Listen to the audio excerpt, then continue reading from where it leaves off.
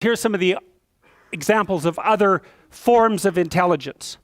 And so then the question is, well, what does it mean to have a different form of intelligence? Would form A and form B be completely uncorrelated?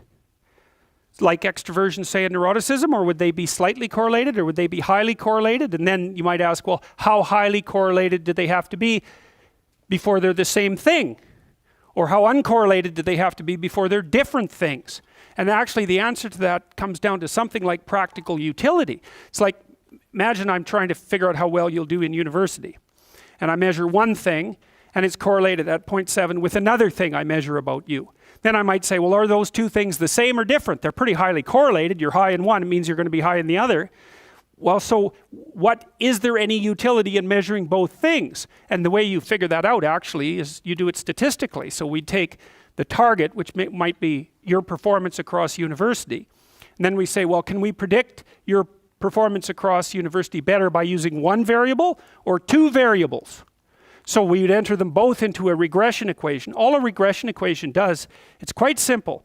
So you're trying to predict a target, and the regression equation tells you how well you can predict that target if you know another fact. Now then it gets a little complicated because that's a correlation. How well you can predict B with A. Well, a regression will say how much you can predict C if you know A and B, or A and B and C and D and E, because you can use multiple predictors, and you can weight them. So it might be 2 times A plus 1 times B equals C. And that's all a regression equation does. It's just multiplication and addition. Very, very straightforward.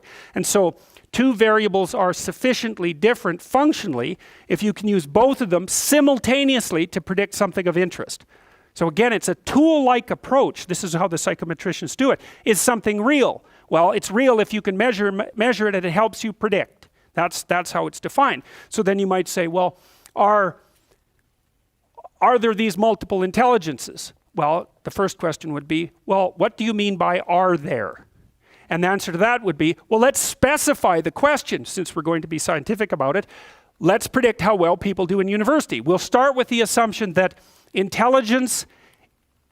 if intelligence isn't associated with university success, then you're probably not talking about intelligence. Now you could argue that, right? Because you could say, well, intelligence has nothing to do with university success. But that's a definitional matter. We'd have to agree to begin with. Is it reasonable to start with the presupposition that intelligence and university success share something in common? Well, I think you have to be daft to deny that initial proposition, although you could. Because you could say it was privilege or socioeconomic status or any number of sociological phenomena, and some of those are obviously relevant. Social class, for example.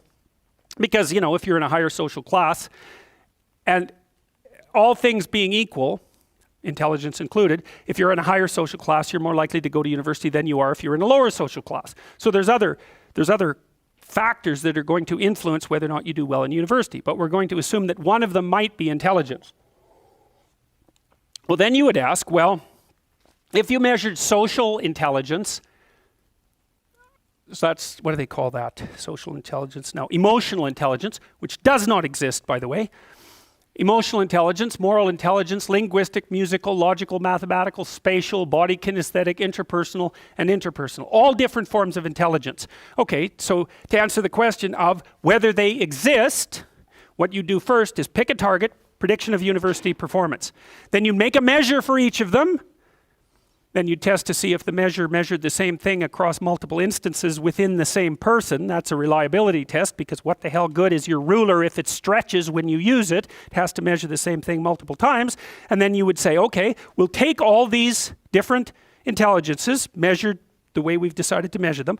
The first thing we'll do is see how highly correlated they are, because if they're two of them are completely correlated, then you have one, you don't have two, because that's virtually the definition of one instead of two. You can factor analyze them and see if you can pull out what's common across all of them. That's another thing, because then you might say, well, intelligence is what's common across all the measures of these intelligences.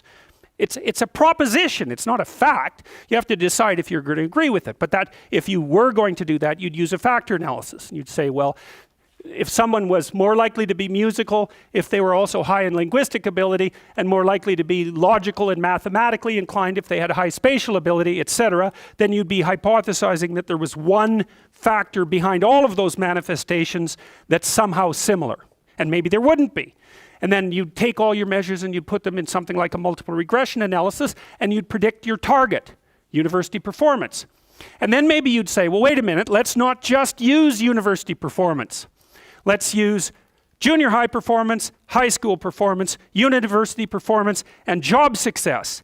And then let's say that the only things that predict success across all of those categories and that are the same we're going to define as intelligence. Well, that's basically how you end up with IQ.